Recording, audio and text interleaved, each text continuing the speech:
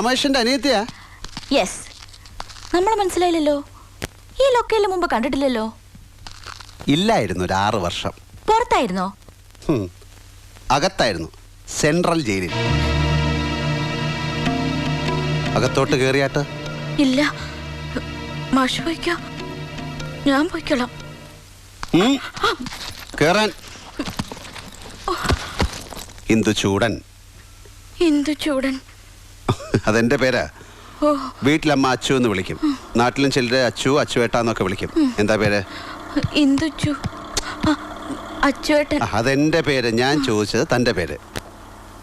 Anuradha. Anuradha?